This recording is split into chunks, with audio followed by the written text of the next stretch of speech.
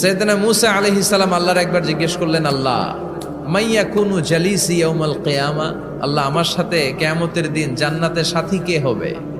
আল্লাহ বললেন, জালিসুকা ফিল জান্নাতি জাজ্জার, তোমার সাথী হবে কিয়ামতের দিন বিচার শেষে জান্নাতে যখন ঢুকবা তোমার সাথী হবে একজন কসাই। কসাই চিনেন? কি করে? গোশত কাটে। সাইয়েদনা মূসা আলাইহিস সালাম অবাক হলেন, ঘটনা কি? কসাই? আমি হইলাম নবী আর আমার সাথে জান্নাতে থাকবে? How come it's possible? এটা কিভাবে সম্ভব? আল্লাহ বললেন, নিজেই দেখে আসো এটা কেমন কসাই। সাইয়েদনা মূসা আলাইহিস সালাম ছদ্মবেশে কসাইয়ের দোকানে দাঁড়িয়ে রইলেন। দেখলেন স্পেশাল বিশেষ কোনো আমল নাই, কসাই শুধু গোশত কাটে, গোশত বিক্রি করে। দিন শেষে দোকান বন্ধ করে প্যাকেটের ভেতরে গোশত নিয়ে বাড়িতে রওনা হয়েছে। বাড়ির ভেতরে ঢুকে যাওয়ার পর সাইয়েদনা মূসা আলাইহিস সালাম ঘরের দরজার কড়া নাড়লেন।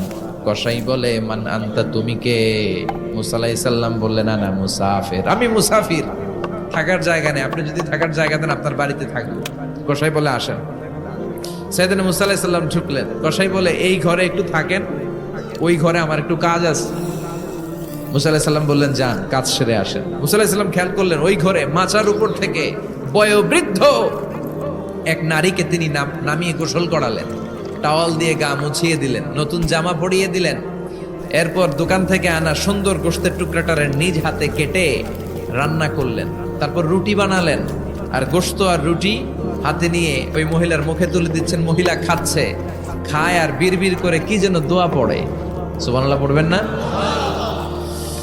ওই মহিলাকে খাওয়ানোর পরে কসাই সাইয়েদনা মূসা আলাইহিস সালামকে মেহমান হিসেবে খাবার নিয়ে আসলেন।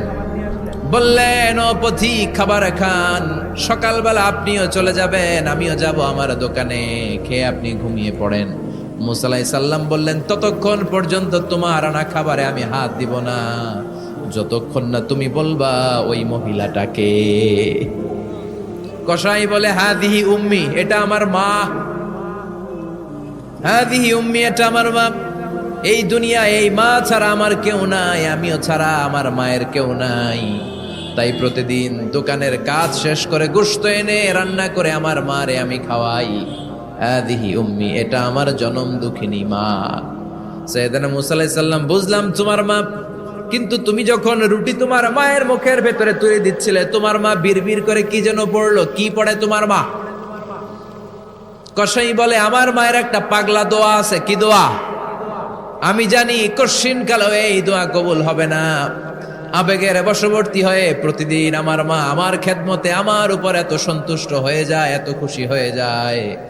আমার মা প্রতিদিন বলতে থাকে, আল্লাহুম্মা জাআল ইবনি জালিসা মূসা ইয়াউমাল কিয়ামা। ও আল্লাহ, আমার ছেলের খেদমতে আমি এত সন্তুষ্ট, আমার ছেলের উপর আমি এতটাই রাজি খুশি। শুনেছি এই জামানার সবচাইতে বড় পয়গম্বর, বনি ইসরাইলের সবচাইতে বড় নবী, ওই নবীর নাম নাকি মূসা।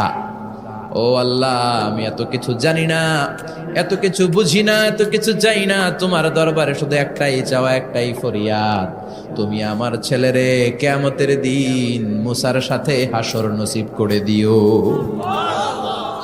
আমার ছেলে কসাই ছেলেটারে তুমি মূসার জান্নাতের সাথী বানিয়ে দিও। আল্লাহুম্মা জাআল ইবনি জালিসা মূসা ইয়াউমাল কিয়ামা। জালিস মানে ফ্রেন্ড, বন্ধু। আল্লাহ, জান্নাতে আমার ছেলেরে তুমি মূসার বন্ধু বানিয়ে দিও। মূসা আলাইহিস সালাম এবার বুঝতে পারলেন। তিনি বললেন, ঘটনা তো এই জায়গায় এতক্ষণে বুঝতে পেরেছি, কেন আমার সাথে মুফাসসির যাবে না, হাফেজে কোরআন যাবে না, শহীদরা যাবে না, ওলিরা যাবে না, নবীরা যাবে না, আমার সাথে জান্নাতে যাবে কসাই। এটা মায়ের দোয়া। কার দোয়া?